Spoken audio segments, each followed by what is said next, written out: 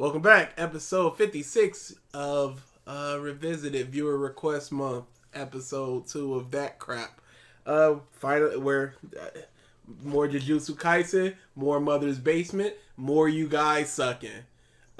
So I hadn't watched the Jujutsu Kaisen anime, and because of that, peak Shounen. I feel like he's not going to be talking about the story as much. Maybe not even the characters. Maybe he will talk about like Gojo. He can't talk about the animation for 40 minutes. No, absolutely not. But I feel like a large part of it is going to be how beautiful it is and how it connects everything and blah, blah, blah, blah. So I knew I wouldn't get the full effect of his argument if I didn't watch the anime. So through the weekend, I watched the anime. Jujutsu Kaisen is really boring. Yeah. I skimmed it just to make sure I remember certain things, certain placements, all that stuff. I was just like, wow, I'm not feeling basically any of this. There are characters I like. I'd have to go into spoilers of what happens to them, but there's like two of my top three characters are either barely used or dead. So that's my top two characters. One is dead and one is presumed. Oh wow, we might have the same top two characters.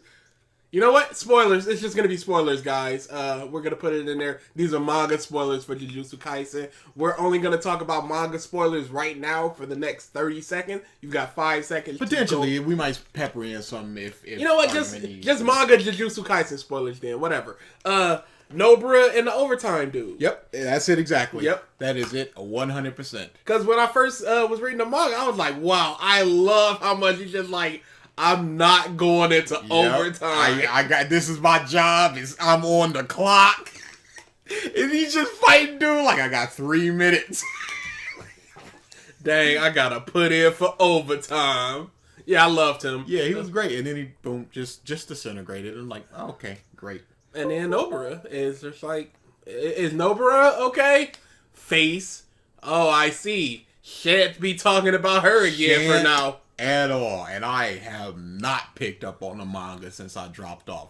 Don't want to. Don't feel the need to. I have no desire to go back, legitimately, until we start hearing arguments for whatever tournament arc this is. I'm just like, I don't care. It's already there.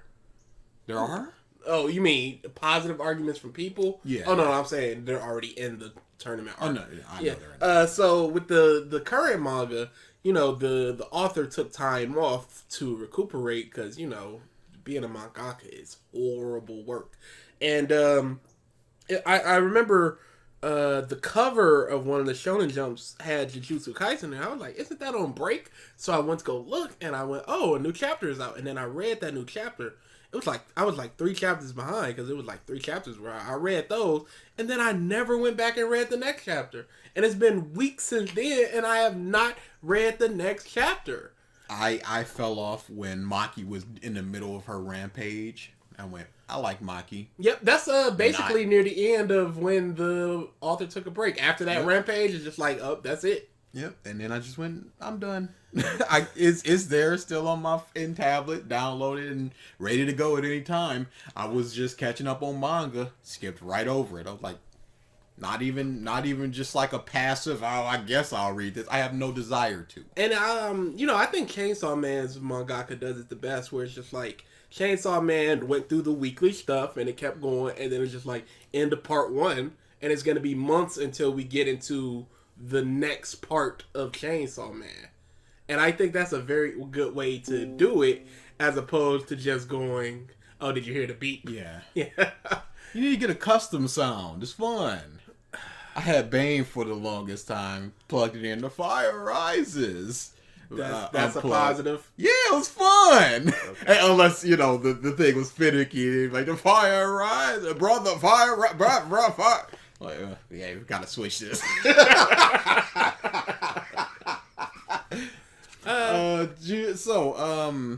Let's take a look at his description. As we are wont to do.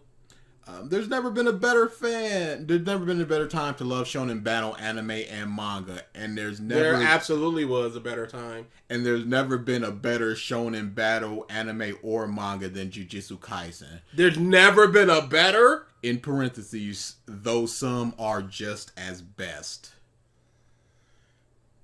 Oh, I don't like this dude. How are things just as best? It's a joke. I don't care. No, it is not funny. Because you're devaluing words. Absolutely. He's going, this is the best, but other things are the best as well. So everything's just the best. No, not everything can be the best, Mother's Face, man. I am not looking forward to this video. Nope. I am not happy to be here. I don't like how y'all co-opted bastards just co-opted my... I'm like, alright, I'll turn this on them. I ain't giving them what they want. Happy to be here. In a sea of comments. For what? Y'all some bum. Can you let me have Couldn't let us have the CBR thing. Can't let you have happy to be here. Alright, let's get into it. There's never been a better time to be a fan of shonen battle anime and manga, and by the same token, there has never been a better shonen battle anime or manga than Jujutsu Kaisen. This is it, the pinnacle, peak shonen. I know that's a lofty claim, but if you'll give me a minute or 40, I promise you that you will be convinced to at least consider the possibility that it's true. Yes, the possibility of it being true is absolutely there. Just like the possibility of it being the worst shonen battle manga anime ever. It's nothing to even say. Everything is possible. Let's get the obvious praise out of the way up front. This show's production values are nuclear dynamite. Sung-Hoo Park's flowing AMV-esque action direction was enough by itself to make God of High School a low 8 out of 10, when the rest of God... Wow. Why? Wait, so just production qualities made it an 8 out of 10 when he's about to say the rest of it was poopy trash? Oh my god. I don't see how people can look at things like that. Production value should factor in very minimally in your critique. If you want to bump it up a point, all points to you. Because if you take away the plot of something, it's a fundamentally different thing. If you take away the characters from something, it's a fundamentally different thing. If you take away the production values, it's not a fundamentally different thing. It's a motion comic. It's a manga. It's a book. Those all are still popular. They stand on the story. They stand on the characters, the world, whatever have you.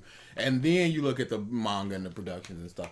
I'm reading right now, Keiji. Keiji has some funky looking characters out this world. Right, Jujutsu Kaisen has funky looking characters. No, it's like big old chin and big old nose, man. It's purposefully cartoony and stretched out and wacky.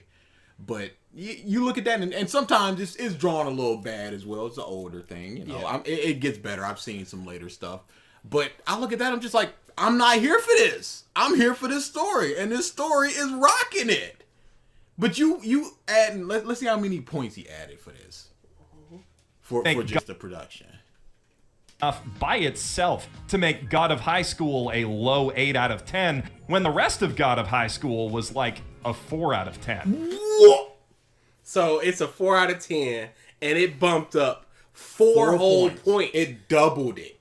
Based upon the production value alone, just the pretty visuals was enough to take all that God of High School was, all the characters, all the settings, all that stuff, and give it it's equal. The production value is equal to everything else in God of High School. That's what you're telling me. How can somebody like this be an anime analyst? If this is your criteria, if you're adding 4 points because it's real pretty, that's crazy. Was like a 4 out of 10. And with Karekano, Yuri on Ice, and Parasite the Maxims, Tadashi Hiramatsu handling character design and animation direction duties, with a huge team of new and old animation talent providing copious sakuga in a wide variety of styles, Jujutsu Kaisen is somehow even more impressive to look at. This is One Punch Man tier, straight up. And it sounds just as impressive thanks to Wonder Egg Priority audio director Akiko Fujita, not to mention an equally impressive stable of voice actors and musical talent. It's not just the music is fire. Yeah, there's a couple tracks. The music is fire. Dude, and the ending... I told you. It is ending. It's opening. It's ending 1 and opening 2, I think is the best. Or is it switched? Which one was the rapping one? The rapping ending. one... Oh, the rapping one ending was ending 1. That was the good one. I really like that. I love ending 2. It's fine. It's such a Were they just piano. walking on the beach? Yes, I love it. I listen to that. I'm like, oh, that No, they're music's so shopping and it's all yellow and scratchy and it's just this dumb rapping stuff. That's good. And then opening 2 is the better one of opening between opening 1 and 2. OPs and EDs that are banging. Every single backing and insert track in this anime is fire. No, every single, absolutely. See, that's the again, another problem with totality. You can't say every single one of them. And even if there was, does that make it peak anime? Peak shonen? Does the openings and ending make it peak shonen? But again, I this whole every single one, no, absolutely not. I would never go every single part of One Piece is great. Every single character is great. Every single song piece in of One music is great. Every single I wouldn't even go there for panel is JoJo's. great. I hate what's his name? The dude we don't like, Moody Blues. Oh, Moody Blues.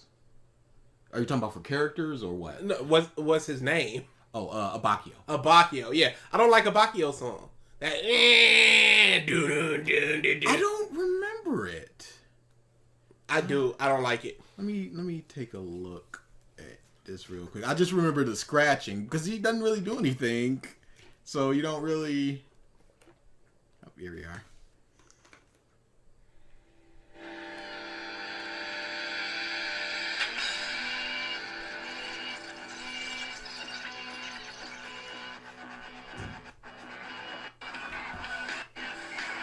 I know that's kind of stinky. Yeah, I'm not a fan of that song. Especially when you got Gio's theme, and that's a banger.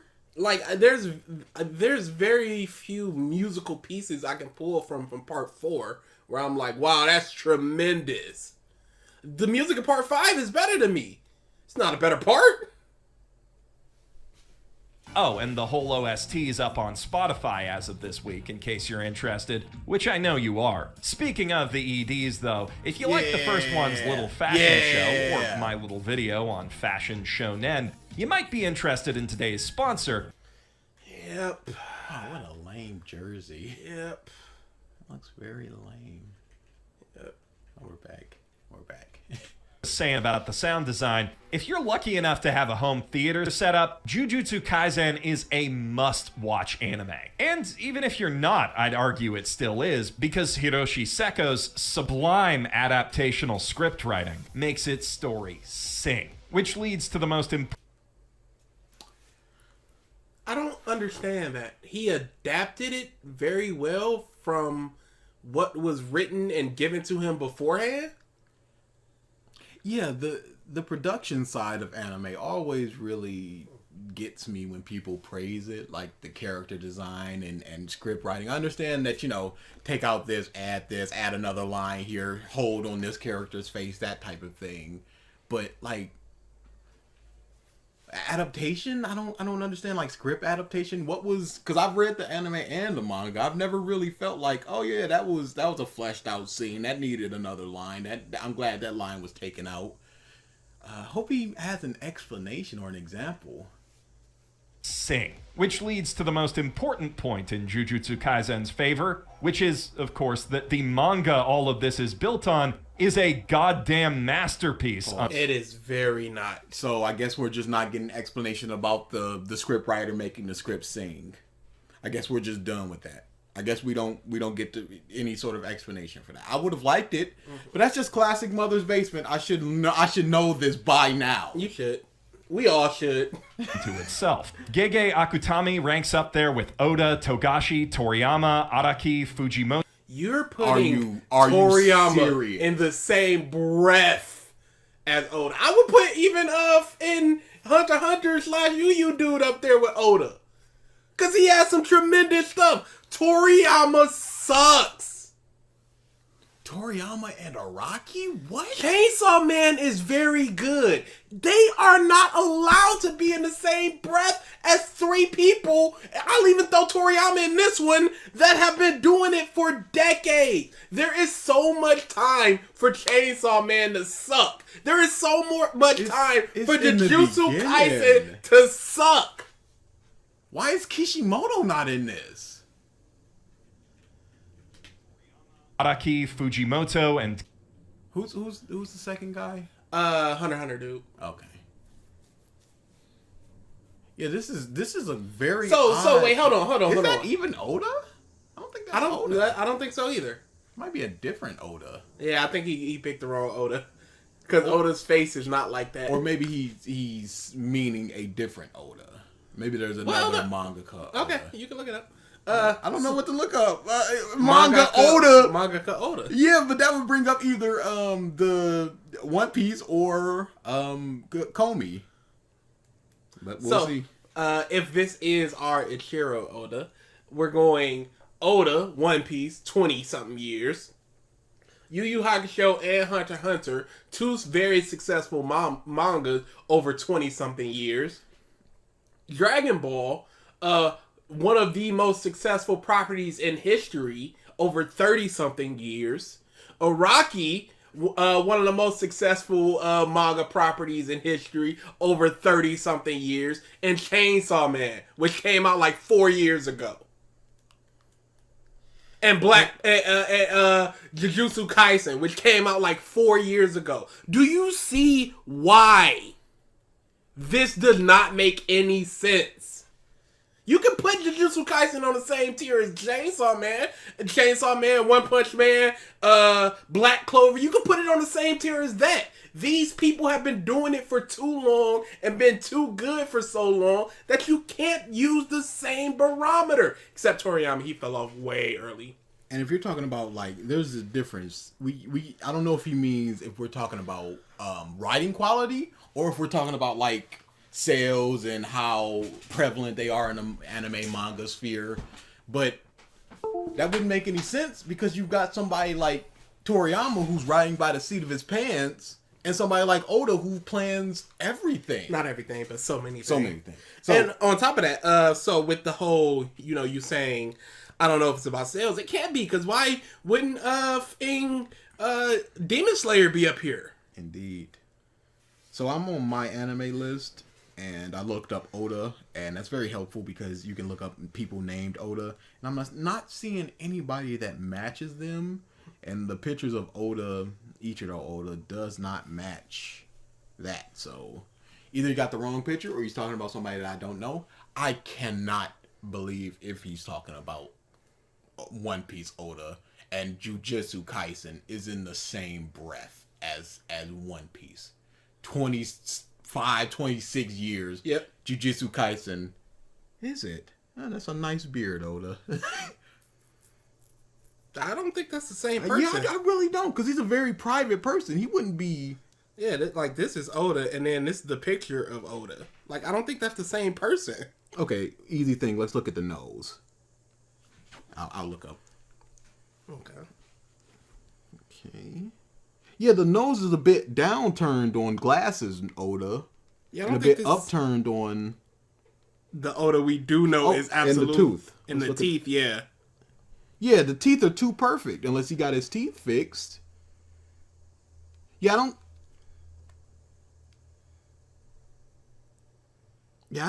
don't think this is Oda. Oh, wait. He might have got his... Yeah, it looks like... He got little chiclet teeth. I mean, maybe. I just don't think so. That's... Whatever. Hey, whatever. We spent too much time. Let's just say that it is One Piece Oda. Absolutely not. Don't post Yu Yu Hakusho. Don't put Togashi in the same breath as Oda. Come on now. Don't put... Yeah. Hunter x Hunter? It's not good for us, but there's a lot of good within it. Is it good? No. Okay then. Is One Piece good? Yes, but there's a lot of not good within One Piece. Sure, but there's a lot more good in One Piece way than not so much good, more. and there's Yeah. a lot more not good in I don't know. I think there's a lot more middling than not good. There's a lot more middling. I think that the not good is so not good, and the good is just kind of pretty good.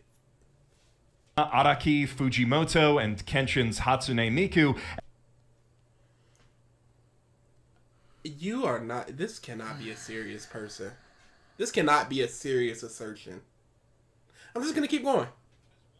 Greatest writer-artists to ever grace the pages of One of the greatest. So you're telling me Writer-artist. not Rocky. No, my goodness, not a Rocky. Toriyama is one of the greatest writers of all time. Artist. I wouldn't even give Araki one of the greatest writers. Yeah, he's got some ups and downs. He's very stinky at times. He's very, very much so.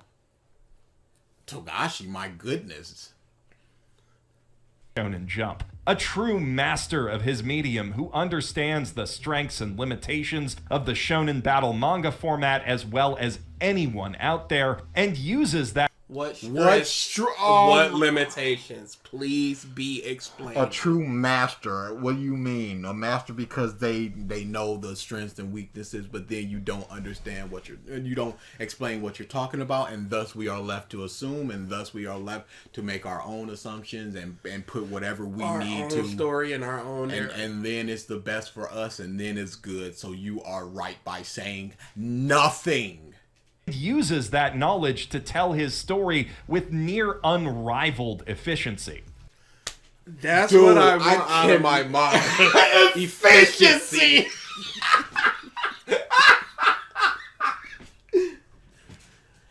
This dude is just talking. Okay, He talks what do people so mean much. when they say that a manga is efficient? I would assume that means very little to no wasted time. But what is wasted time? Now, I can understand something like Detective Conan. Detective Conan is very inefficient. They go a place, they solve a murder, that's 3 to 5 chapters. The plot doesn't really move in any direction. That's very quote-unquote inefficient. What do they mean? Like, what makes One Piece inefficient? What is an example of efficiency in Jujutsu Kaisen contrasted with something inefficient in something like a Demon Slayer, or something running at the same time as this, like a Black Clover or something? Spy X Family. Yes. Well, that's not battle shonen. Yeah, sure. Something in the genre. He's not the only mangaka with that skill set working at Jump today. Far from it, that's precisely the reason there's never been a better time to be a fan of shonen battles. Well, that and the anime industry's recent shift to adapting these manga seasonally rather than weekly. This entire My Hero. So we get more pretty. Yep. It's never been a better time because my God, it's so pretty. Yep. Stories don't matter. I don't care about going to the Broly movie and seeing all the key frames. I am a manga reader first and foremost. I love watching anime, but I don't care. Like when I was watching Jujutsu Kaisen, I was like, these are some very exaggerated movements, and I'm not for it. Like they're moving their arms while bouncing, and I'm just like, that's just to show off. Yes, like, it's more movement, and people go, wow, it's moving a whole lot. And it's not just a single frame being slided across the screen. So that means that it's good, and I get it's some more eye candy and stuff like that. That stuff fades. Like, it is eye candy. It is hollow calories. Empty calories for the eyes. The Bullet versus all the Supernovas fight is fantastic. Not because of the animation. The animation is great. But just seeing all of them work together and arguing and stuff like that. That's why I keep going back to watch that. It's not just because it's pretty. Yeah, I will never go back to watch Broly versus Goku Vegeta. Yeah, absolutely not. Unless I'm doing it for a video and I need to see the movie again. It's hollow. It's just stuff happening, and you just go, "Yep, that is pretty stuff happening." genre, dating back to Fist of the North Star and Dragon Ball, is built on iteration. Dragon Ball itself was just the latest and most exciting iteration in a centuries-long line of East Asian writers riffing on Journey to the West, and of course Toriyama was as influenced by earlier mangaka, particularly Osamu Tezuka, as later creators would be influenced by him. Contemporaries like Togashi and Araki almost immediately went to work refining the Dragon Ball and Hokuto no Ken templates into... Refining? Araki came out basically the same time! Within like a month or two of each other. It's crazy. And do you think they set out just going, okay, Dragon Ball did this, so let me refine that, let me improve that? Or do they just go, I got a story to tell, and I'm going to tell my story?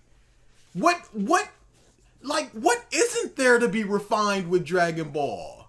The hollow transformation where they're just stronger. There's so many ways to just go, no, they're not just stronger. They improve in this manner. They're faster. They're stronger. There's a cost for that power up. They're not going in with the mindset of refining Dragon Ball. Or maybe they are. Maybe there's an interview or something. But I can't imagine that every single mangaka around the time just Togashi and Araki went, wow, Dragon Ball did this. Let me refine what they've done.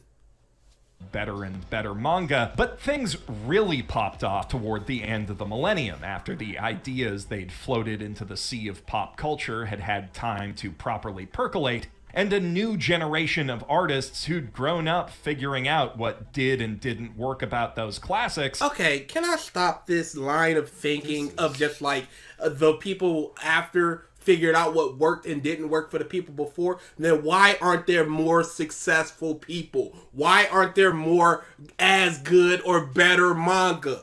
Why are there still such a sea of canceled series and not very good stories?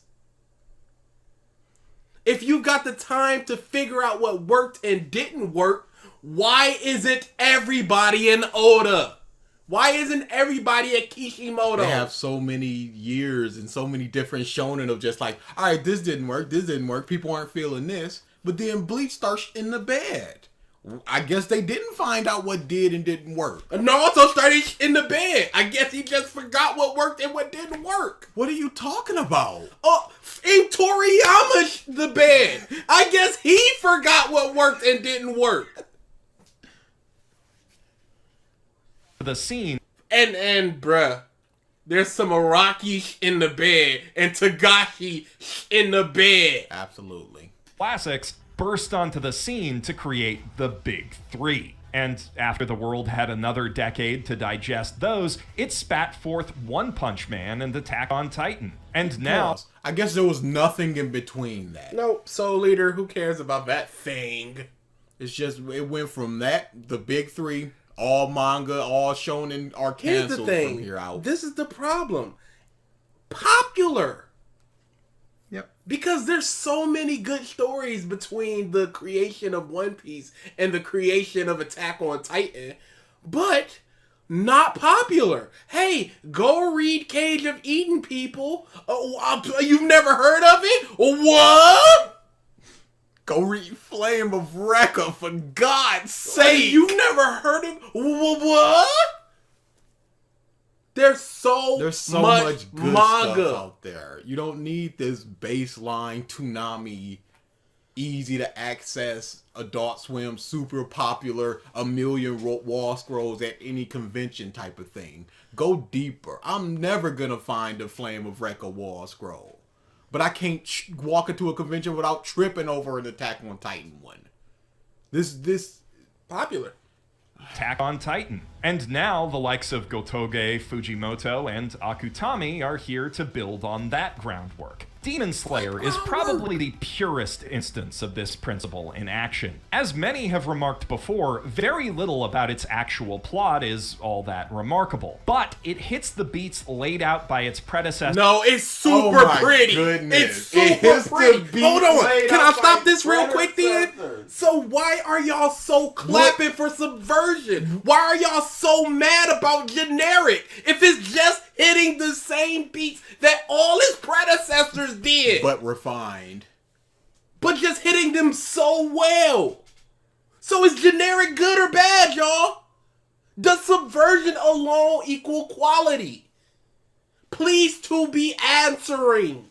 What is he talking about when he says the story is nothing to write home about? Nothing. It's worthless. That's what he means. But it's refined all the things that came before it. So what did it refine in that aspect? The characters, the action? If it was given the typical shonen framework from a decade ago, would you be talking about it in the exact same way? And the answer, I would assume, Mother's Basement, is no, if you're giving God of High School a 4 and then pumping it up to an 8 because of the production value. So what was Demon Slayer without the production values to you, Mother's Basement? Is that what constitutes good shonen that is super pretty?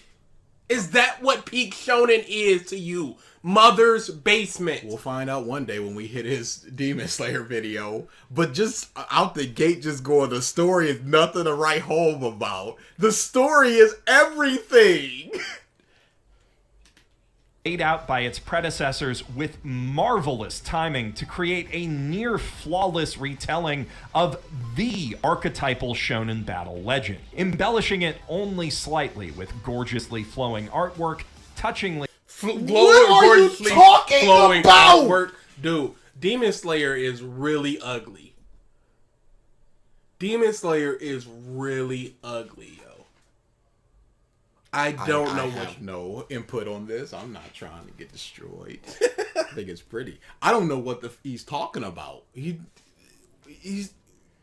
just talking about the manga of Demon Slayer because he's talking the about manga. The manga is really. He just said the striking artwork or something. only slightly with gorgeously flowing artwork, Gorgeously flowing artwork. He might just be talking about the anime. Who knows? Who cares? It's not artwork then.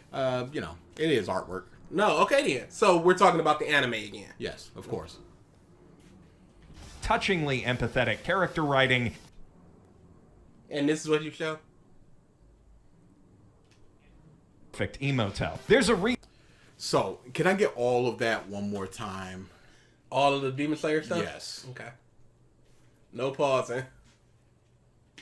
Demon Slayer is probably the purest instance of this principle in action. As many have remarked before, very little about its actual plot is all that remarkable. But it hits the beats laid out by its predecessors with marvelous timing to create a near flawless retelling of the archetypal shonen battle legend, embellishing it only slightly with gorgeously flowing artwork, touchingly empathetic character writing, and the perfect emoto. There's a reason it's the biggest name in the genre today. Not since Kishimoto and Toriyama before him has a mangaka been this good at giving the people exactly what they want. And on top of that, it's filler-free. Jujutsu Kaisen.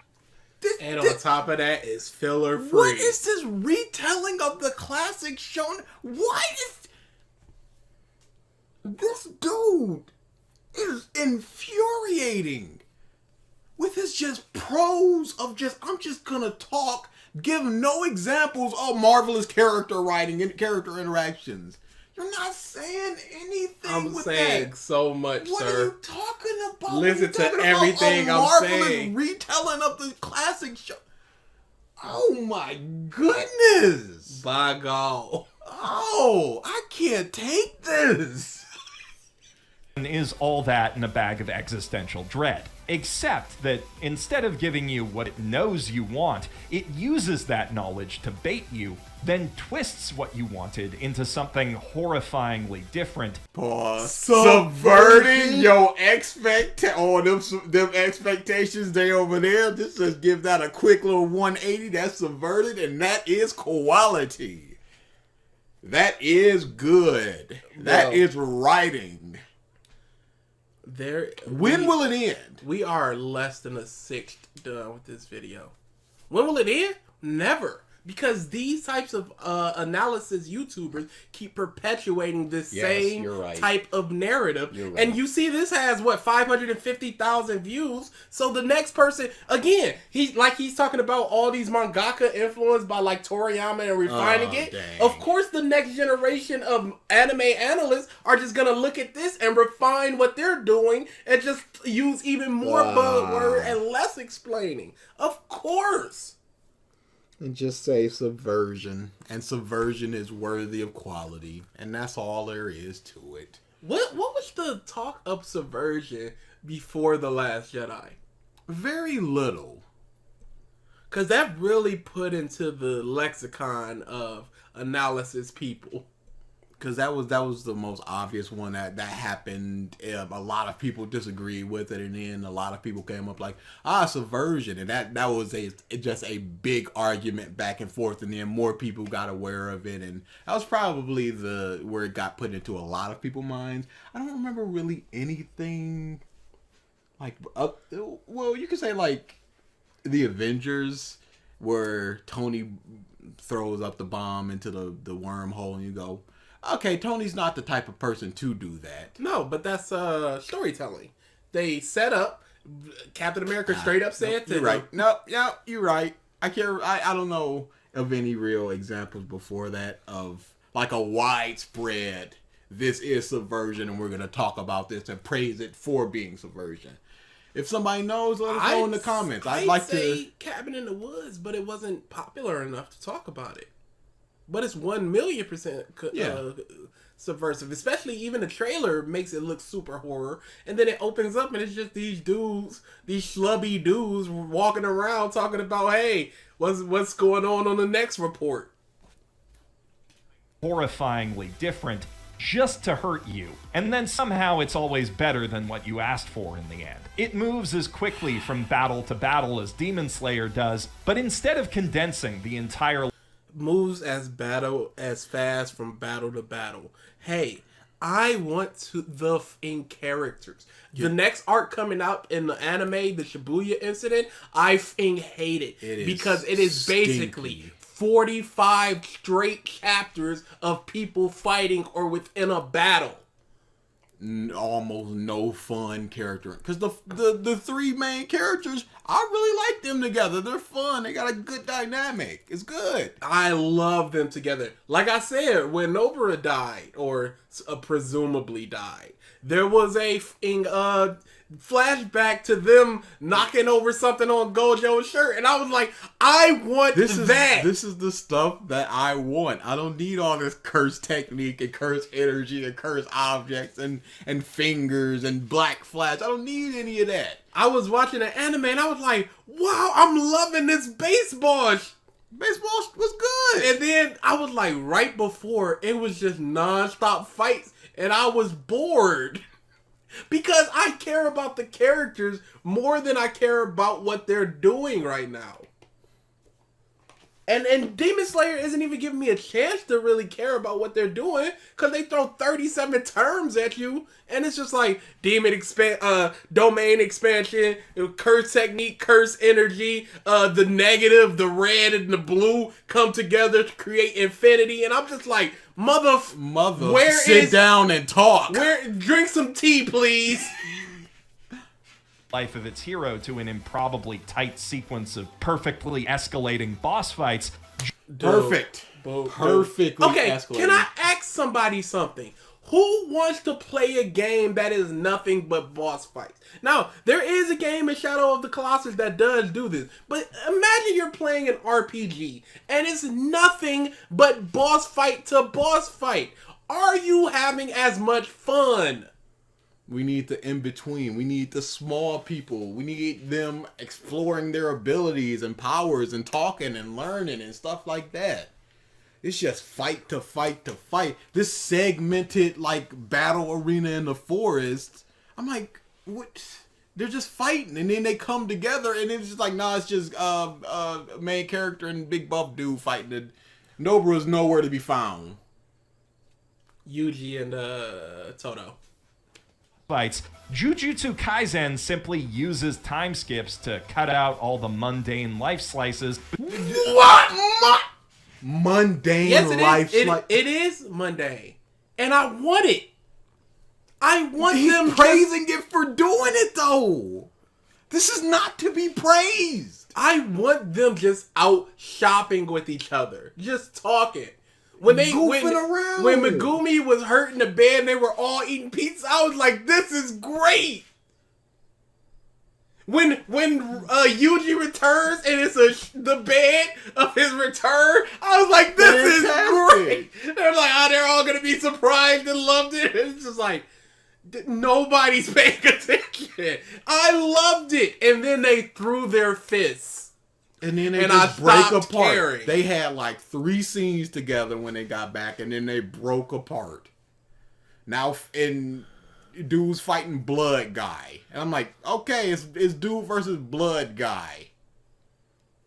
Give me the mundane in-between stuff. You say, you praise Demon Slayer for having no filler, but sometimes filler can flesh out characters. It could give things time to breathe. Y'all love this phrase. It could give things more weight. Because if you're just going from next escalating thing to next escalating thing without giving time to breathe, then when are you going to feel the weight of how heavy this particular thing is? It's always just something new and bigger right around the corner. We don't hop on the island. We don't hop on Dressrosa and then just punch Doflamingo. No, we got to learn about the world, the people, all the problems that it's going through. That's what makes it good. The bits we're actually here for, so we're always either... So we're just here for action. We're just here for action. That's why it's peak. I fucking hate this. It's just monkey mentality. It's just big, strong, please punch mentality. Do you know how trash the Dark Tournament would have been if it was just like, all right, here's the next fight. All right, here's the next fight. All right, here's the next fight. I would have hated that.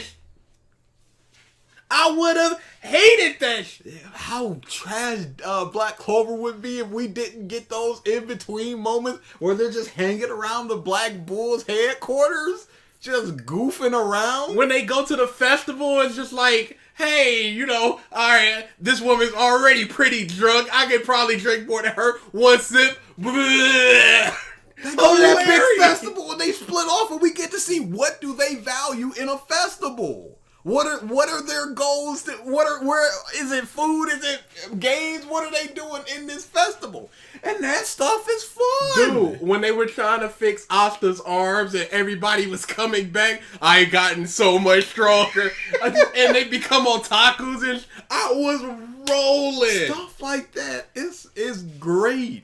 Cause we get to see, we know Asta's relationship with Gordon. We know Asta's relationship with the fire dude. We know all these combinations of people. We know, and then we know so many of the combinations outside of Asta with all the other people. That's the good Gordon stuff. And Gray. That's what makes us care about these characters as opposed to them just being fight people. Just fight people means nothing. It's a JRPG where you just go, I don't care about the story. I just want to get to the fights. That was me in Tales of Xillia 1 and 2. I like the battle system. Shut up, Mike. You're probably not watching this, but I like the battle system. But I'm like, I don't care about anything that's going on. I just want to fight. And it's just like, a wrestling match. You could get a 5-star wrestling match, but I would rather see a 3.5 star against people whose story I know and who I care about. Instead of just these 2 Japanese wrestlers that are just like, oh, here are the best Japanese wrestlers on the world, and they put out a 5-star match, and it's just like, oh, these are just 2 dudes doing 2 things. And it's really good, but I don't know or care about them. And a while ago, there was this little tweet floating around. I talked about this before. It was just 2 stick figures fighting. It's very fluid, very nice, very high, as much as stick figures can be. But it was just 2 stick figures. There was no story. There's no character to implant ourselves onto or care about or anything. It's just 2 stick figures doing high action stuff. And a lot of people liked it. I was just like, yeah, that was pretty good. I like the animation. One little dude did this. But this is basically all you're asking for. Cut out that middle bitch. The date that happened like right after the anime ended, where it was just like, hey, there's this girl that main character Yuji used to know, and she likes him, and he's just like, oh yeah, she lost a whole lot of weight, and he's just like, he won't notice me. I lost a whole lot of weight. And he walks up there, hey, what up, girl? No, remembers her name and everything. That's good stuff. That tells you so much about Yuji. Stuff that you can't get in battle. I will never understand this. This is what we're here for. We're here for a bunch of people punching and flowery scenery and a bunch of flowing animation. And when we're not doing that, we're training for the next fight. We're just waiting for the next fight. Cut out as much of that mundane as possible, because when is the next fight? Yuji is sitting in a room basically by himself for at least 2 episodes just watching movies, when he could be interacting with the other two. And that's more interesting than him just going watching the movie, oh no, my spiritual pressure dropped, the thing bit me. Punch me. Oh, whatever happened. Actually here for, so we're always either getting to or living through the next big important fight. This unbelievable. Unbelievable. How can you have this mindset? How could people want this?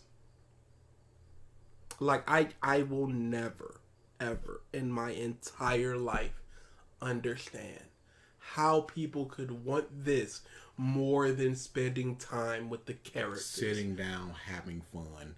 I said this way back in the day. This was back when I was still a fan of Dragon Ball. I really liked Battle of Gods until they started throwing fists. Because then once they started throwing fists, it's just stuff happening. As opposed to this dumb party where Vegeta's all panicky, Yamcha's smoothing up on Beerus, just like, yo, I'm the strongest dude here. Just small character interactions like that is fun. And then they start swapping hands, and I go, I don't know this Beerus dude. I don't know what his abilities are. I don't know the God of Super Saiyan God. I don't know what it can do. I don't know how much stronger it is. It's just stuff happening right now. It's pretty stuff that I'm gonna forget. I remember 2 moments from that fight. Everything else is just a swirl of flying and punching. This mindset is not... Have this mindset, but don't perpetuate it as being one of the biggest anime analysts on YouTube. Don't make it your A1 thing of, hey, when we get to a battle shonen manga, we just want battles. This is what we're here for. I'm not here for this. Spaces between those moments don't go unused. The series fills them with mysteries and off-screen schemes, setting up present and future plot points so that when instead of just sitting down with the characters and having fun, just going to a fast food restaurant and seeing what they will order, seeing in what's black hair dude's name? Megumi. Seeing his just like plain burger, no condiments. Seeing Yuji's just like fantastical in piled high burgers. Seeing Megumi just like, man, I want that, but I need to watch my figure. Nobara. You said Megumi again. Oh, sorry. Nobara. Seeing her just like, yo, my figure. Or even just have her keep telling them to send the burger back because it's not pretty enough or it's not to her specifications. Something, anything. I would love to see that. You see, because I know these characters, I know what would happen in a fast food restaurant. Give it to me. Just put them in situation. That's why I love Slice of Life so much. It's just characters doing fun stuff. Interesting and funny stuff. How much Slice of Life do these shonen anime dudes consume? It can't be too much. If this is the mindset of this is what we're here for, and just like cut out the mundane slice of life stuff, cut it out. Especially since he called it Life Slice. We can't spend 3-4 minutes every other episode? Are you serious? That's mundane? That's all this stuff has to be leading up to the next fight? Man.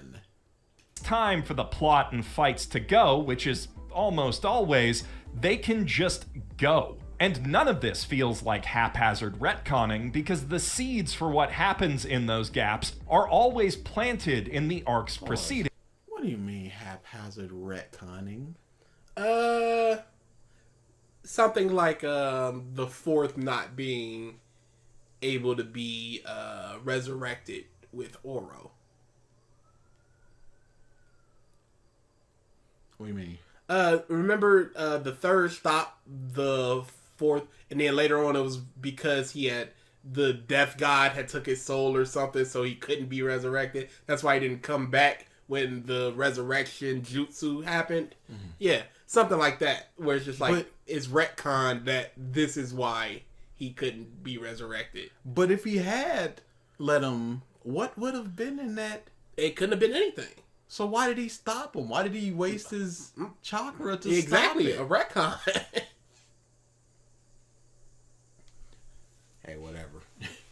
I would have liked him to explain. Oh that. yes, because this is again, dude, this is that could have been what you're assuming that what he meant. That could have been like the byline to his channel, Mother's Basement. I wish he would have explained this. Preceding that, Akutami has clearly studied the roadmaps of many all-time great shonen manga. Clearly in what way, sir? What roadmap? What roadmap is there? What roadmap is there when why isn't everybody using this roadmap then to become popular and good? Why isn't everybody using the Harry Potter roadmap? Oh, they did. Percy Jackson. It flopped. Percy Jackson and the Lightning Thief? Sure. That's quality cinema. Hey, Artemis Fowl flopped. All these knockoff Twilight. Flopped. But they got the roadmap. If there's a clear roadmap, why isn't everybody using it? Because it's not that simple. Things get popular simply due to luck. It's mad lucky. And sometimes it's not even luck. Or it is luck. In the case of like Demon Slayer, they got lucky that they got a really good studio to handle that. If not for that, it'd just been a floundering, middling series like it was. But there's other pretty things out there. Are they as popular? Absolutely not. I had never even heard of that Dance and the Frank thing. Never even heard of it. So what's up? When people talk about Gurren Lagann, I've never heard anybody compliment its animation. Because it's got nothing to do with it. It's all about the plot characters, the cunning of the main character. Just thinking about that. Who's praising Death Note's animation?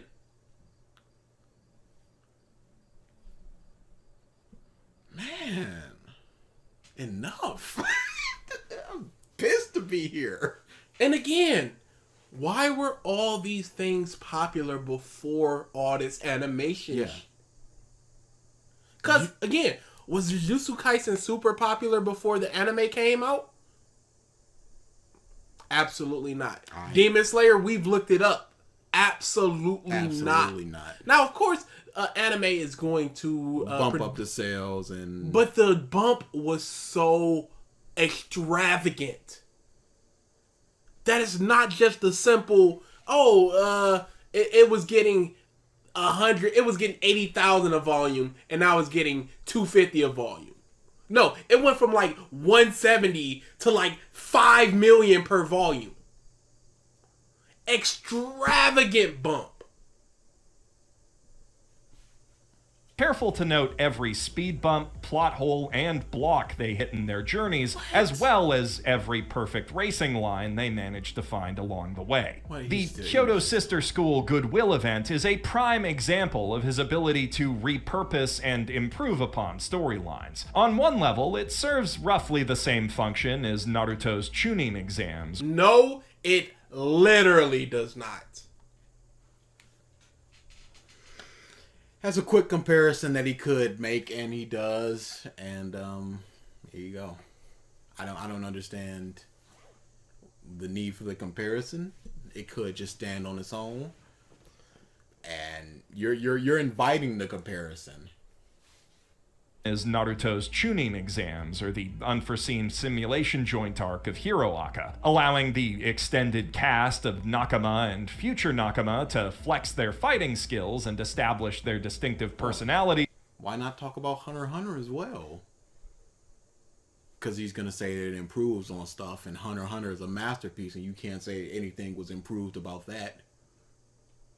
First in the context of a controlled school test, then an unexpected attack from a villain that pushes them past their limits and pushes the greater story along. By itself, that'd make for a solid, if rote and predictable arc, but Jujutsu Kaisen cleverly infuses it with backstabbing organizational politics like the Sand Village betrayed the Leaf! Kabuto was a literal spy.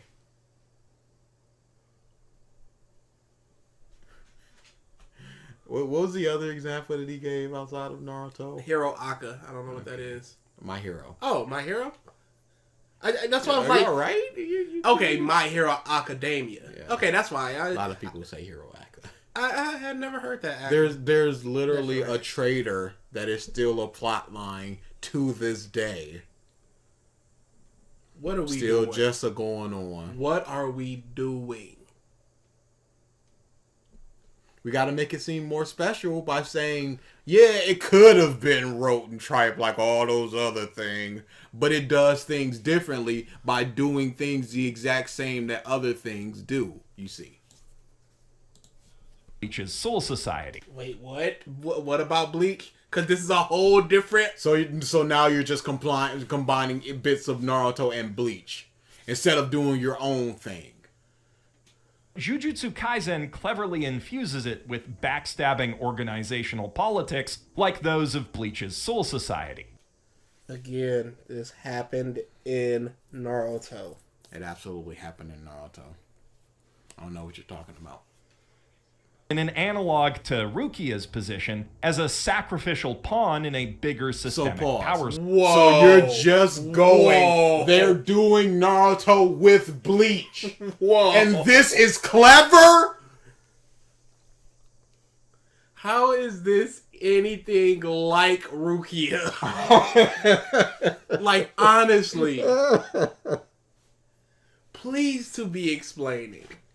Sacrificial pawn in a bigger systemic power struggle, which makes the build-up to the villain's attack just as tense, exciting, and narratively vital as the main event. Akutami is equally adept at improving on individual ideas from other manga, including Jujutsu Kaisen's central gimmick. Lots of shonen series see their heroes possessed by a spirit who helps them fight. Shaman King, Yu-Gi-Oh!, Hikaru no Go. Shaman King is not exactly a possession. It's just sort of like a ghost that hangs around the stage. Kind of a possession, kind of not. I wouldn't say that it's just a possession. I also wouldn't say it for Yu-Gi-Oh! It's more like a partnership type thing where it's just like we both like each other. We're both going to do this for the best of us. The Millennium Puzzle can be taken. It can be broken. If that happens, the possession ends. It's not a possession. It's a partnership. Yep. The third one I couldn't tell you. That's a shogi or a go. I think there's a difference. I don't know if there is. There might be. I don't want to know in the comments. Chill out. I don't care. I don't need to learn today or whenever this comes out. But I'm pretty sure I've definitely seen main character dude. Okay, and the last one might be Naruto, which is absolutely an actual possession. Of course, Naruto, which seems like the most obvious inspiration for the whole Sukuna situation. But where Kurama... So, it can't just be... Can you stop saying things like Kurama? He's putting a very, I'm trying to pronounce it in the accurate way. But, as far as the Naruto comparisons, why can't it just be I want to do a possession thing instead of I want to do a possession thing like Naruto, but with a twist of lime? You put the lime in the Kurama and you twist it. why does anyone have to be like, yo, I want to write a story about a wizard. Let me look directly to what Harry Potter did and improve and change. No, why can't it just be, I want to do what I want to do without having the comparison be out there, without having some dude years later be like, yo, I see what you were doing. Like, good, because I don't. Was ultimately little more than a glorified, tragically misunderstood chakra battery. The sealed demon from whom Yuji draws his power is a major, persistent threat who does serious damage every... So was Kurama. Kurama was for a long time until Naruto was like, hey, let's actually talk. Shikaku is just this. Yes, it is. There are shaman kings and people in shaman kings that are hurt by the possession. In Rekka, if he uses his dragons wrong, he can be torn apart. This isn't anything new. You're just saying Naruto just to make a direct comparison and then boil the Kurama down to a single line of just like, oh, sad little fox boy misunderstood. Where this one, it could kill him. Come on now. Every time he's let off the leash or even given a bit of slack. In fact, I'd give even odds that all of the terrifying, memorable foes the series has set up so far over the course of this last anime season and the longer run of the manga are just red herrings, and that Sukuna will be the true final boss. He's certainly scary enough to fill that role, not to mention cunning, and none of the main villains seem to know what to make of him. I was just... memorable villains like Volcano Head guy. I literally just watched this over the weekend and I do not know any of the villains' names. I legitimately do not remember a single villain's name. I also don't. I just watched this. I just finished episode 18 through 24 this morning. Not even the Black Flash one that just happened where Nobara does the Black Flash. You don't remember? It was right there. They were brothers. Yeah, I know that much. And then the dude that was sitting with the other two dudes was like, my two brothers died. And then they even got a phone call and went, blank and blank got killed by the first year Jujutsu Kaisen sorcerer. And I do not remember their names. That's fine. You know why? Because they didn't interest me as characters. I don't know if y'all are interested in these villains as characters or walls. Or just like, now we get to see how Yuji will fight this person. Will fight that dumb Earth lady at the end with Tojo was his name? Toto. With Toto, we get to see that as she's just going, the planet, the Earth. Y'all wrong for killing the Earth and stuff. Thanks. We get to see them sitting in a cafe just like, how do we get rid of Gojo? Because that's always interesting to see them just sitting around, seeing the villains sit around and having a conversation instead of the main characters. And it's usually about mother and Gojo. He's God. So strong. My God. All right, here's the first two things you need to do if we're actually going to do this. One, you gotta find a way to stop Gojo. Anyway, please. All plans will fail if that man is not stopped. Because he's just so strong. And that makes it so uninteresting. The first thing that Kakashi does is get almost worked by Zabuza. He is fallible, even though he's a legendary ninja. Stopped Zabuza and was laid out for 2 weeks. Didn't beat him. Stopped him. Was laid out for 2 weeks. Extremely fallible, being the legendary ninja. And then what's one of the next things that he does? Gets worked by Itachi. Gojo is the strongest person.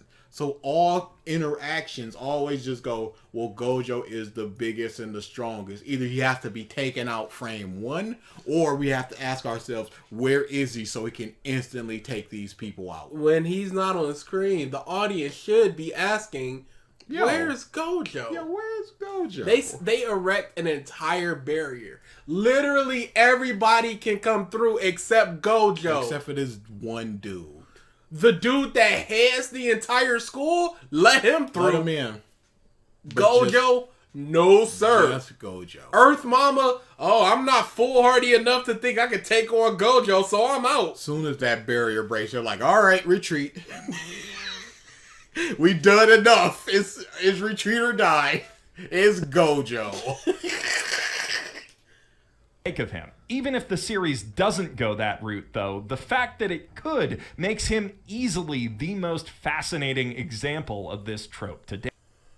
The fact that it could makes it interesting. Are you telling me that makes Naruto... it the best possible use of this trope? The fact that he could be the final villain, even if it doesn't go that way. Right now, it's the best possible use because of the possibility that he could be the final villain. And who cares if he is the final villain? He's saying this like Naruto couldn't have been the final villain. Within the pain thing, it was just like, release the seal and we'll fix this stuff. Then the Nine Tails is back in its full form. And then now we have to figure out, now with the village being decimated, a bunch of people being killed, how do we defeat the Nine Tails? Oh, you can't? Oh, whoops.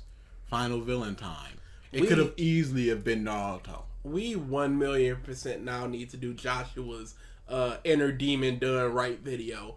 Because now I'm getting mad and I want the argument of why this is so good. We could do a Jujutsu Kaisen month. We won't. We could. We could do that. We could do Demon Slayer. We could do My Hero. It's so bad. Do another Naruto. Where Akutami's critical eye for this genre is the strongest, though, is in his understanding of power systems, the specific narrative purposes they serve in their respective stories, and the areas in which they often fall short, which has allowed him to build what I would say is the strongest foundation for meaningful combat in any shonen battle series I've... Okay, all right. The strongest foundation. We all have this energy. Everybody has specific techniques. If you're in a domain, the technique will always hit. What a series. What a foundation. There's also objects that can be imbued within curse energy. and then they become strong. I don't know how strong. They're able to defeat curses because only a curse can beat a curse. So we also have that. Don't know how that exactly happens, but it does. Shonen battle series I've seen. Now, I cannot claim to be an expert in power systems. I haven't even watched Hunter x Hunter past the license arc, and while I have... But you're heralding Togashi as a genius? As one of the best? In the same breath as Oda, whom you've had several videos of praising One Piece? You haven't seen Hunter x Hunter. You haven't seen one of his 2 series, popular series, and you're still heralding him as a genius? This is why it's so bad, because he's simply going by whatever the populace legitimately. Hey, Togashi genius. Well, the genius of Togashi, I guess. And you can speak on power systems, even though you haven't watched Hunter. What does it mean to watch Hunter? Who cares?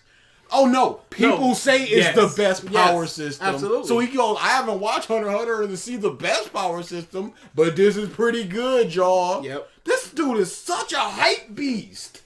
This is killing me. I think that's the problem with so many anime analysts. They're all just hype beasts. I think that's why I, even though I don't like him, I respect Oceanus more. Because he's actually trying. As opposed to, my God, look how great this is. This is just hype beast. Hey, what do people think about popular thing? Alright, thanks. Wait a second. No, what are we doing? Yeah, like I said, Oceanus is basically turned into a My Hero channel, especially around the time that the new season came out. Of course. So he's kind of a heart beast. Respect gone. It's okay. So 1, 2, 3, 4, 5, 6, 7. Nope. That's not 7. 1, 2, 3, 4, 5, 6. 6 My Hero videos in a row. Then Read These Mangas, My Dude. Then 1 My Hero video. And then Welcome to the Internet is Hauntingly Brilliant. Then another My Hero. Then Monster Hunter, My Hero. Assassin's Creed, My Hero. Anime Games Rock, Attack on Titan. My Hero, Attack on Titan. Naruto, My Hero. Attack on Titan, My Hero. Cowboy Bebop, My Hero. Jujutsu Kaisen, Pokemon, My Hero. This dude, you see, this is hype beast stuff. This isn't like, yo, I've got this. There's this. I would love to do like a sket dance video if I was an anime analyst. But he's hitting the Attack on Titans. He's hitting the. Hey, man, it's boring to me. I've had rumblings in my mind, but it's the scripting is the biggest problem of figuring out just like how to, where to, because I'm too stream of consciousness of just like I'll be writing something like, oh yeah, that did happen, and then I'll have to put like a note of just like, remember to talk about this, but I done already wrote down like everything that I wanted to talk about and say like the character or backstory stuff. So now I gotta try to figure out where to put this in. So why don't you just do a notes thing and then just do a live stream for it? I'm anti-content. Why? You know why. This is. But yeah, no, Oceanus, he's my hero hype man. We've always been anti-hype man. Even in our AMV days, we were just like, what is this dude? I went into My Hero, not My Hero. I went into Black Clover, just like, all right, another trash anime. Let's see how bad it is. We can talk about this. We can have fun trashing it. Oh no, it's really good. What are the arguments? Oh, he's yelling. Still? Yes, still. It's still on Twitter. Are you? If you look up Austin yelling, you will find it. Bums. People like him talking about the genius of Togashi, just going, I ain't read it though. I read some of Hunter x Hunter, and I guess I just didn't go back. That's like me talking about the genius of Sun Tzu when I've never read The Art of War. Like, yeah, I know people say he's a genius, so I'm just gonna go right along with y'all. Where's your own opinion? Where's your own thinking? Mother's Basement, please. Past the license arc. And while I have seen and read more than my share of other all-time greats and cult classics in the field, I'm still more of an anime generalist than a shonen bro. There are YouTubers and... So how can you speak on this being peak shonen if you call yourself a generalist? You've not seen enough to claim that this is... You've not seen enough to just go, I've seen some shonen and stuff like that, but power systems, I'm not an expert. But you've seen enough shonen to be like, I'm a generalist, but not an expert on power systems. You can't be like, yo, this is a good power system versus this is a bad one. I don't understand that. I was trying to see if he had a My Anime list. I don't think he does. Wait, hold on. What is My Mother's Basement? Subreddit? Okay, it's in the sidebar. Okay, so he does have one. Okay. He has a whole Reddit dedicated to him. There's 2.5k members there. Hey, that's pretty cool.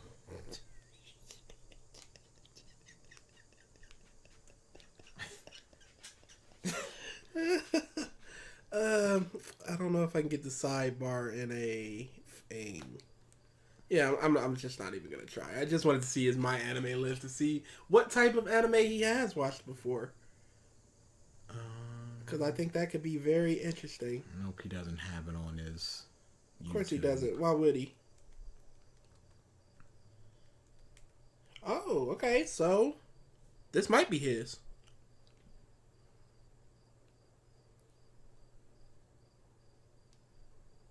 Yeah, this might be his. Let's see it then. He hasn't been online in forever, but... Did you, bro? Messed up. Yep, Mother's Basement. This is his. Okay.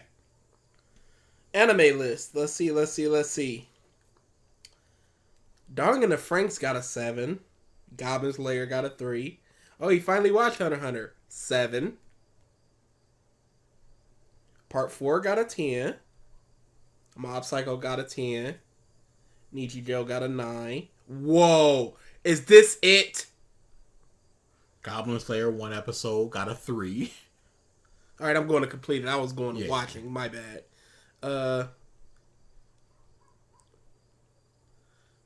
Oh yeah, this dude. No, this so much slice of life stuff. Dude, look at all this slice of life stuff. I'm here. I'm looking. What is he doing? What is he doing? Fate Stay Night is simply pretty, and he gave it a 5. Full Metal Alchemist 9, Brotherhood 10. Of course. You have to. I was looking for like the shonen stuff. He's barely doing any shonen. Oh, dude, you have no qualifications to talk about peak shonen. Like none. If you watch so few.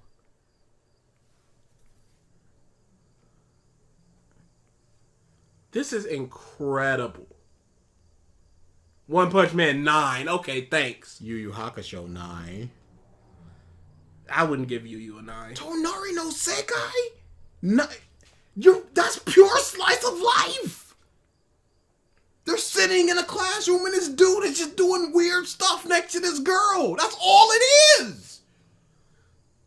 Tokyo Magnitude 8.0 a 10. Okay, this dude is 100% just telling people what they want to hear. I don't even think these are his own thoughts. I think he's because I think he does want slice of life stuff, but for Shonen Battle Manga, that's not what we want, audience. Or on High School Host Club 9. Come on now. Dude. This is disgusting. This is infuriating. Why is it that every person that we watch instantly just becomes the worst person ever? Happened with Cosmo a couple of times, and now Mother's Basement is just like, we don't want that mundane life slice stuff. We want the punching. Every time we do another video by these people, we get a little more piece of the puzzle. Like, everybody's puzzle is a trash can, but we're filling in way more pieces for Cosmo. He's got 8 pieces out of 30, whereas Mother's Basement had 4 before this, and now he might be up to 7. Whose entire bodies of writing focus on dissecting just ki, haki, reiki, nen, stans, quirks, or chakra using minute details gleaned from watching, rewatching, reading, and rereading the biggest, best, and most influential Teenage Wizard wrestling angles ever anthologized. Is it best, or is it just influential? Because those two things do not need to necessarily correlate. I'll never have the kind of single-minded dedication needed to break these systems into their component atoms like that. Then why are you calling this one the best foundation? You literally just said. It sounds like he's about to explain it, though. Jujutsu kinda makes me want to try. That's it, huh? Okay, so that's your explanation. So why can't you?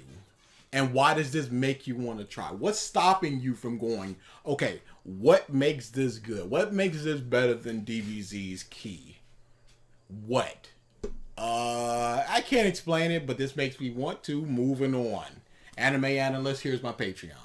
Want to try.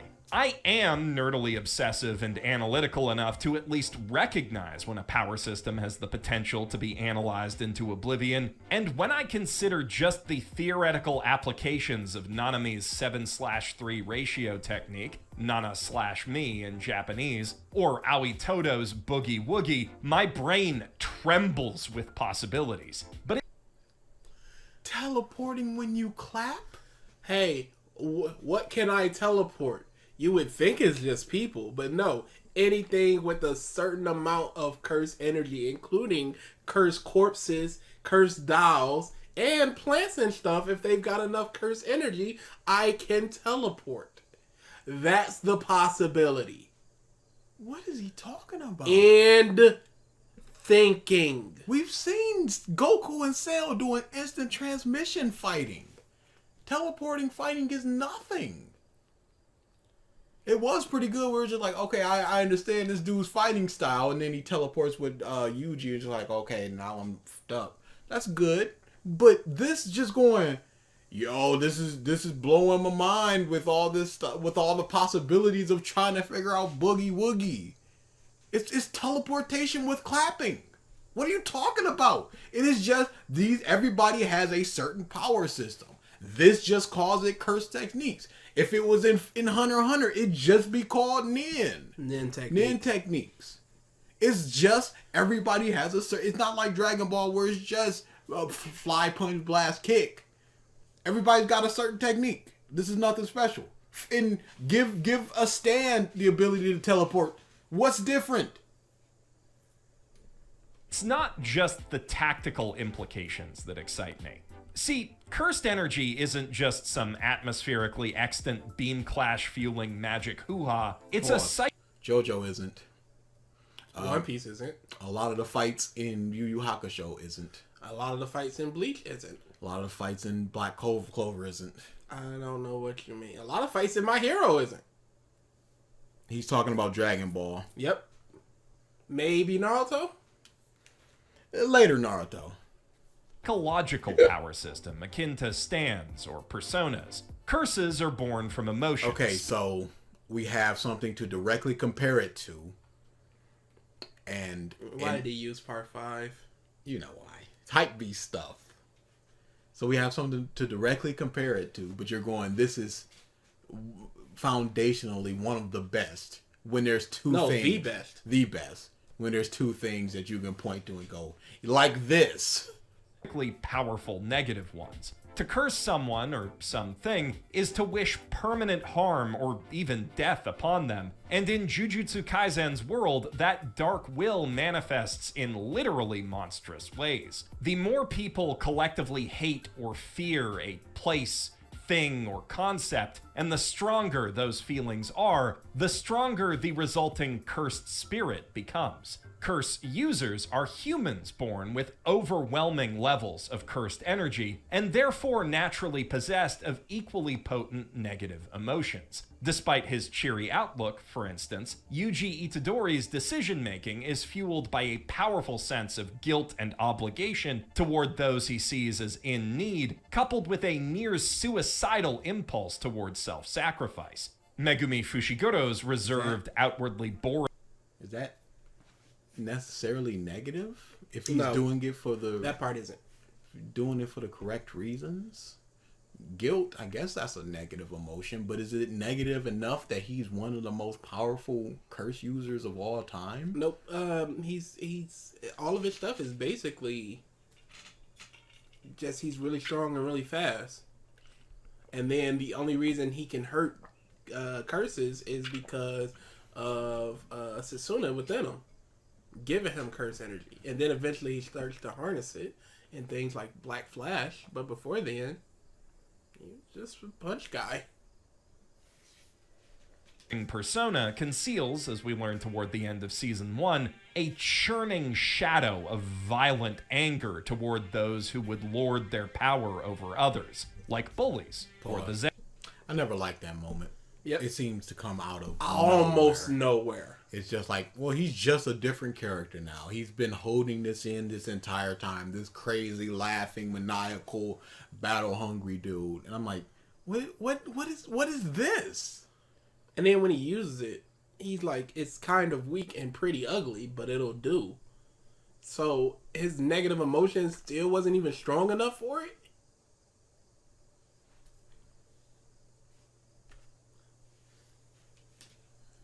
Then we have Nobara Kugisaki, a borderline malignant narcissist whose power to turn an enemy's own cursed energy against them through voodoo dolls reflects her tendency to viciously attack the egos of her opponents by verbally assaulting their deepest insecurities. Best Girl has the best trash talk. Of course, none of... But what did that have to do with her own negative energy? You said it directly ties into her spouting off on their negative energy. What does it have to do with her own negative energy? 3 is just emotionally unstable. Kugisaki is a lot less abusive toward her friends than her enemies, and more playful in her insults, mostly. Megumi keeps a tight leash on his righteous rage, too tight and thus boring when we first meet him, and as Yuji... boring, cause him just stoic. Cause him stoic dude. That could be an interesting character trait, because now we have to figure out why he is like this. And it should be in a moment that stoic characters like that have always just like, they have a built-in character moment when they break that. And it's always for a big moment. Now, I don't like stoic characters like the Miatas of the world or this dude. I don't like just, hey, I am stoic guy. But he was already different when he's just like, I know it goes against the rules, but I don't want this guy to die. Easy, right there. Willing to break the rules even though he seems like an uptight person.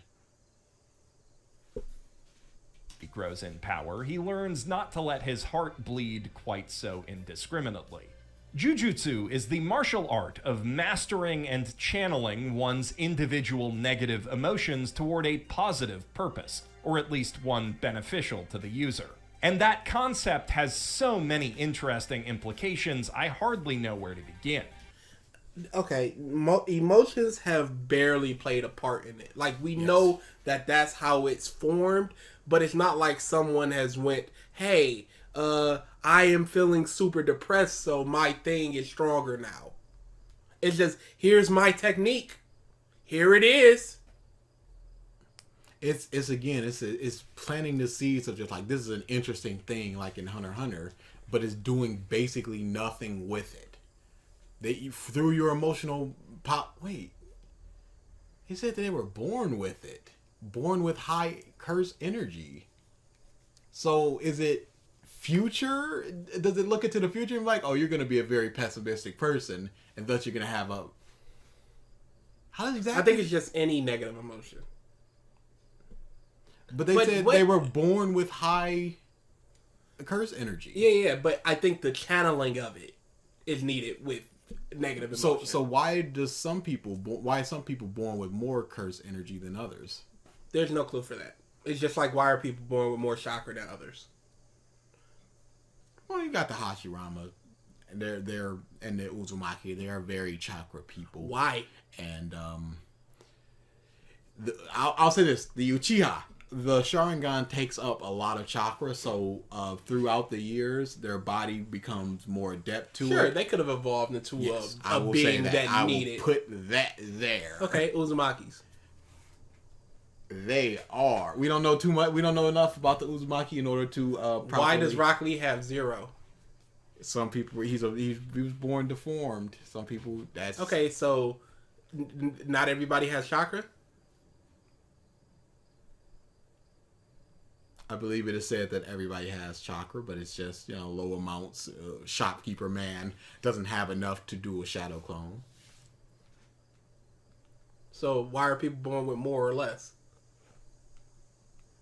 Because I don't think in Harry Potter you're born with like more magic. But I don't know how you build your magic. Like, why is Voldemort so powerful? I think it's the amount of spells that he knows. Because Harry was astonished by the fight between Dumbledore and Voldemort because of all the stuff they were doing. Mm.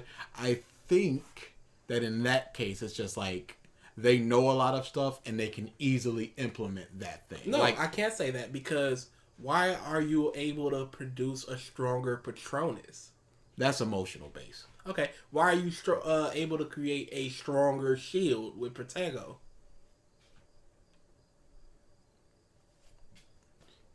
Depending on the wand movements, let's say it's a thrust or a jab. Jesus. You need to do it within this amount of space. I expect the audience to put 2 and 2 together. Yeah, you need to. Just put them 2 together, and then you got stronger Pertificus Totalis. That was the swish and flick for Wingardium Leviosa. I'm so sorry.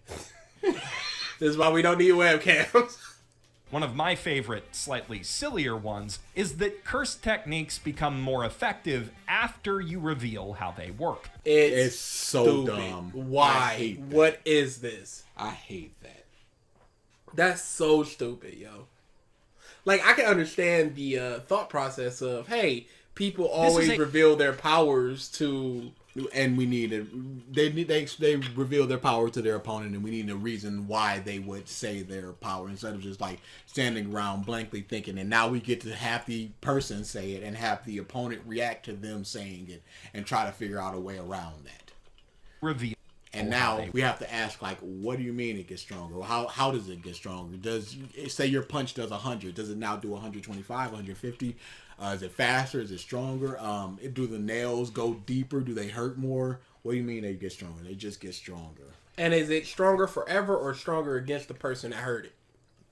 And why does it get stronger? In tennis and in karate and stuff, going hi-ya and huh and grunting and stuff like that, that's sort of just like your body is focusing on something else, the noise it's making, and protecting your throat from saying too much, that it's not protecting your muscles from tearing when you like swing your racket. So now you can hit stronger because the mind is focused on something else. That's something like the science behind all that. It's not exactly that, but it's something around those lines. In Air Master, there's two wrestlers and they go, yell out the move. It makes it 20% more effective. They go like, that's bullshit. And then in a moment of just like, I need to do this move, they yell out the move. It's like, yeah, I feel stronger because I did that. It's sort of like a psyching yourself up saying the move. Yeah, psyching yourself up is different from somebody hearing it and like, now my curse technique is just stronger. After you reveal how they work. This is a clever meta-narrative way of justifying one of the strategically dumbest shonen battle tropes, but it's just as ingenious in a metaphysical sense. Given that curses are part of our collective unconscious, it stands to reason that unconscious collaboration between caster and victim would enhance their effects. That imagining a cursed poison coursing through your body, for example, would make it spread faster. And that is a ton of fun to think about, but not nearly as much, at least for me, as how Jujutsu as a system supports Jujutsu Kaisen's grander narrative design.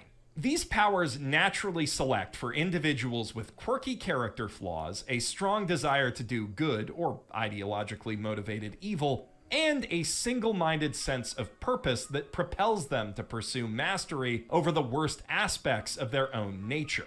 In other words, the more of a shonen hero or villain someone is on a spiritual level, the more potent their jujutsu tends to be. Oh, what is this based on? What indeed? Let me hear that again. Their own nature. In other words, the more of a shonen hero or villain someone is on a spiritual level, the more potent their jujutsu tends to be. Do you think Gojo is like the greatest hero?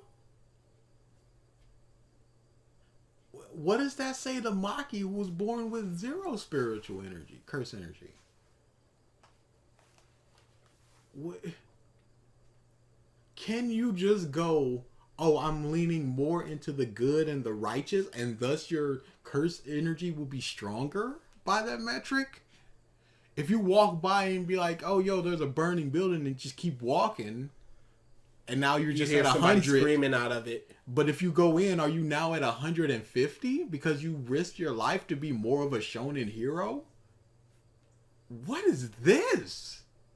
When was this established? I think this is straight tales from his balls. Satoru Gojo, possessed of boundless confidence that he's the strongest. Confidence has nothing to do. Dude. Are you serious? So he has the confidence that he's the strongest, and thus he produced the strongest technique. Where did that confidence come from, if not for the technique? Which came first, the technique or the confidence? If the technique came first, well, he can't have that technique because you need the confidence to have the technique manifest. If the confidence came first, why did he have that confidence if not for the technique. Gojo, possessed of boundless confidence that he's the strongest guy, is, in fact, the strongest guy. Wow. So if I really believe that I'm the strongest, I will be. What about all the villains? What about Volcano Head, who were just like, I can beat this dude? You are now saying that this dude is going, I am stronger than the strongest dude. But he does not become the strongest dude. If you do have that confidence to say, like, a moment of battle, is it an instant go up from 100 to 150, or is it a gradual one? What do you mean? When does the confidence matter when you're manifesting your technique? If he did not have this confidence, would his technique just be pretty alright? Is it the confidence that makes it the best in the universe? Or is it the fact that he can harness infinity? Could he harness infinity before the confidence thing? I would say no, because that's manga spoilers. But no, remember, he learned his technique. He didn't have confidence. He had to learn it. Yeah, he was really wavering in his friendship with the dude, like hunting him down and stuff. And then afterwards, he learned the technique. I don't think he had the confidence. But that's learning as opposed to just like it manifesting because of your confidence. And these are questions that we just have to assume, and once we assume, and that's what the author intended. It's our interpretation of the story, and it's as good or as bad as we make it. They literally boundless. I mean, actually physically infinite level. How is that interesting? How is it interesting when you go into any battle, you just go, oh, Gojo will win. And if he doesn't win, they're going to have to BS their way about him not winning. It's not like, oh, if you close your eyes, it doesn't work. Or if it's on a Tuesday, it doesn't work. No, it always works. So and long he's as always he pops got it active. Off. Dude. You cannot touch him. How is this? It just the absolute strongest is not interesting to me. One Punch Man makes it interesting to some people because it's not just about he's the strongest. This is just the strongest dude, and when he gets in there, it's just like he's wrecking. Yeah, there's a lot more slice of life stuff in it's his struggles with being strongest and having and being interested in fighting and all this stuff. That's something. But this dude is just like, no, I'm just the strongest. I'm just gonna fly away real quick, fly back, and just like, hey, Yuji, sit here and watch me destroy this dude. Here's what I can do. Hey, wasn't I just somewhere else 10 seconds ago? Yeah, but now you're here. Because I willed it so. It's the least interesting that he is literally the most powerful person on the planet. Not the second, not the third. Not if he trains, he can be the first. No, he is the best. And we just have to accept that he harnesses infinity. And with the desire to defeat somebody, he can. He couldn't because of, the people running around the subway. But then he was just like, if I do my infinity thing for 0.0 second, they won't really be affected. They will be, but they not really. If I were to do it full cloth, they just all be murdered on the spot within a single second. It's anti-interesting for that. Whitebeard is said to be the strongest dude on the planet. He took care of a giant and vice admiral, and then he got worked. Kaido is said to be the strongest. He's getting pieced up by 9 scabbers. He's not really hurt, but we saw him get stabbed and all this other stuff. We saw Odin put a big slash, so we know that he can be harmed, even though we got all this build up of just like, he is the best, the hardest you done ever seen. But he can be harmed. Gojo goes, here, try to touch me. And he can't. He literally cannot touch him. It is always active. The closer you get, the slower you get. It is anti-interesting to just have a problem fixer right over there. His enemies can't even touch him outside the physics-defying space of a domain because there's a barrier of infinite physical distance compressed infinitesimally tight around his body. He even gets to decide if he gets rained on or not. The only thing holding him back is that his omnipotence isn't paired with omniscience. He can only apply his infinite power in one place at one time, meaning everyone else still has a reason to fight and accomplish other things. No, but once the forest thing happened, he goes, yo, I'm here, and he just starts flying by and taking care of people. He took care of the dude, guitar dude was fighting, and then he cut off all his arms and legs, said we still need to question him, and then Earth Mama was like, ooh, I want none of that Gojo smoke. I'm out. He could easily take care of them. And guess what? If 3 people are in the same space, guess what those 3 people are doing? They getting pieced up. Just like the subway. Were there not people, if Gojo did not care about those 3 people would be murdered. Malevolent and self-serving sorcerers of nowhere near equal power to Gojo, but who seem equally intimidating from the perspective of our newbie heroes. And they have equally overstated personalities and motivations, but we haven't formally met the ruling families of the Jujutsu world or found out what Suguru Geto's deal is at this point in the anime, and I don't want to spoil all that good stuff for you. Of the villainous curse users we have spent time with, 2 are just your basic Silent Lamb psychos, and Junpei is more of a tragic figure. I guess we could discuss Kyoto's principal, Yoshinobu Gakuganji, who justifies trying to kill Yuji by preaching the importance of upholding tradition and rule of law, conveniently leaving out that those laws, traditionally speaking, give old fucks like him a wildly disproportionate amount of power over young punks like Gojo. But beyond what he represents about the deeper problem, You couldn't even talk about how that's a parallel or a commentary on the social system of many places in the world, that the oafs are doing their best to maintain the overwhelming girth of power that they have, as opposed to the people that are upstart that want to change the world into what they perceive to be a better place. You couldn't even talk about the parallels, you just talked about it. The fact that it is. Not that it's good, not that it's bad. It is. Deeper problems with Jujutsu society, he's not really that interesting as a pseudo-antagonist, even if his hard rockin' curse technique is pretty dad cool.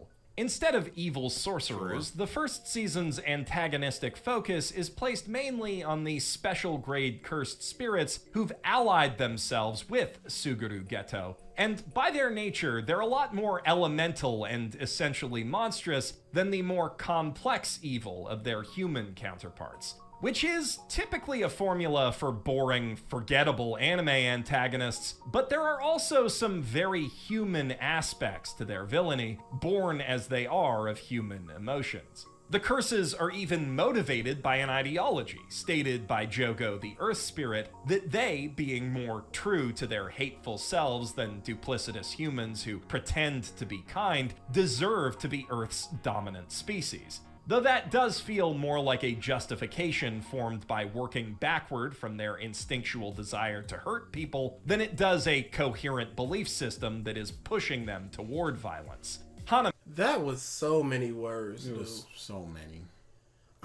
It's 4 o'clock in the afternoon when we're recording this. I'm falling asleep. That was very rambly, and if you asked me to summarize what he just said, I could not. I could, only because I recently watched the series, so I know what he's talking about.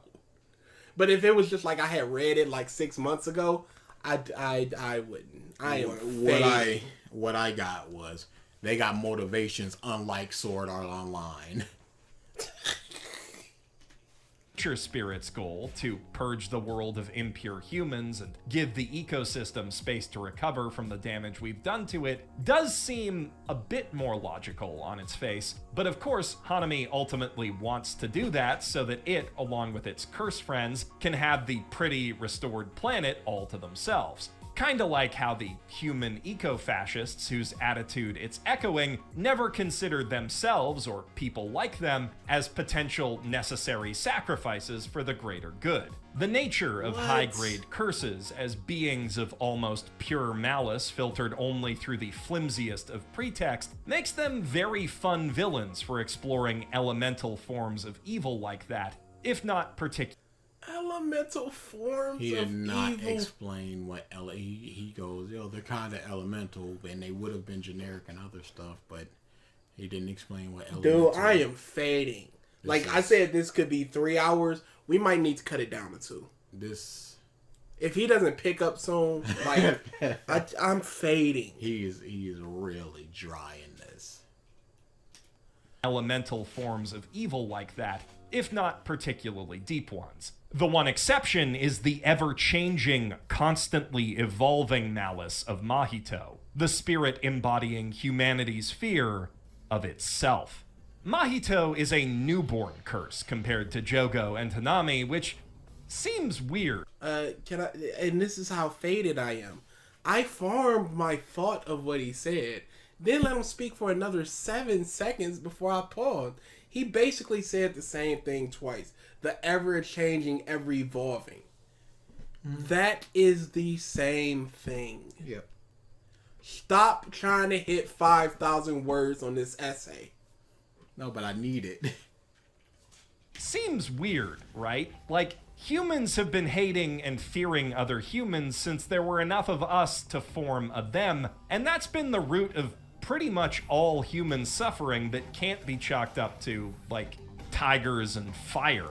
But the way in which we hate each other has changed a lot in the last century, and so it's good not because of what it is, but because of what it represents. It represents humans' hatreds towards each other and how it's been evolving and changing and all this stuff. Not the fact that he's just a villain, but what he represents for humanity, for ourselves.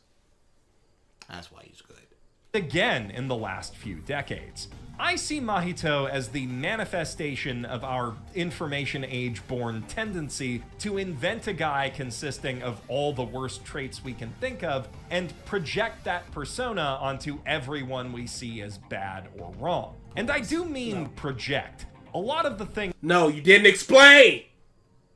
Why do you see him as the personification of that? And the fact that he just goes, I see him as this, and then he's just praising him for the thing that he sees him as. Just another analyst thing that Mother's Basement does that I just hate. Ice cream. hate about ourselves or worry might be wrong with us end up getting mixed into that imaginary guy. Mahito says as much to Yuji almost every time they fight, that he's a dark reflection of our hero and of humanity at large. And he can see... Is it interesting for him to just say that? Is it interesting for a villain to be like, I'm the shadow that crawls over in the darkest pit of your mind. I am evil incarnate. I am you personified. We're not so different, you and I. I'm nothing like you. And go on. large. And he'd know. He can see, touch, and manipulate souls, including his own.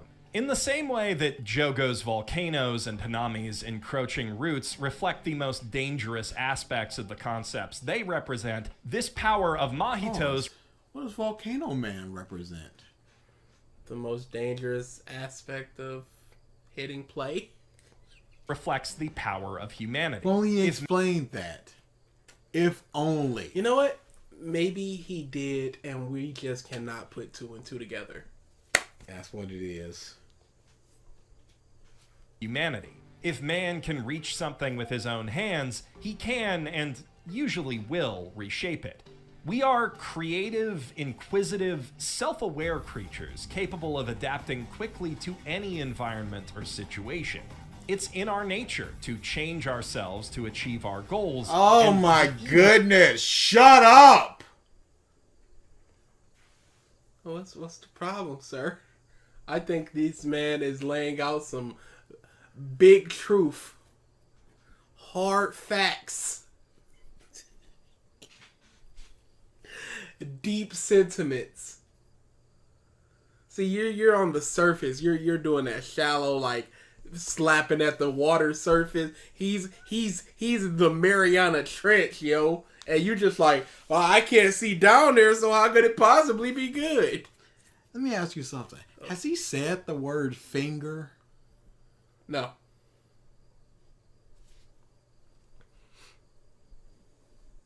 He has talked about, essentially, the power system, and not even the power system itself, but more so just how it's a great foundation and the best foundation.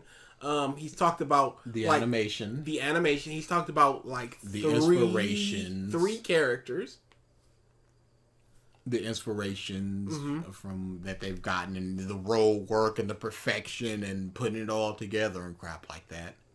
So you're talking about, he talked about some villains, a couple of the protagonists. So where is the peak shonen anime? We're over halfway done. And you know there's going to be like a 2-minute thank you, subscribe, all that stuff. So we're well into more than halfway done. What is peak? Where are we peaking? Peak? Achieve our goals, and the evil among us often force change on others, both through subtle manipulation and overt cruelty, to serve their own ends. Mahito has quickly cemented himself as one of my all-time favorite recurring shonen villains, not just for what he symbolically represents or the almost contagious delight with which he commits heinous acts, but also for how he and Yuji force each other to confront their own shortcomings. And this is Batman Jokers, and I'm not for that. He is. I don't care about what he symbolically represents. I don't care that he and Yuji, when they see each other, have to admit to each other the shortcomings of their personalities and their belief systems. Are you a good character? And I was talking about what he symbolically represents and stuff like that.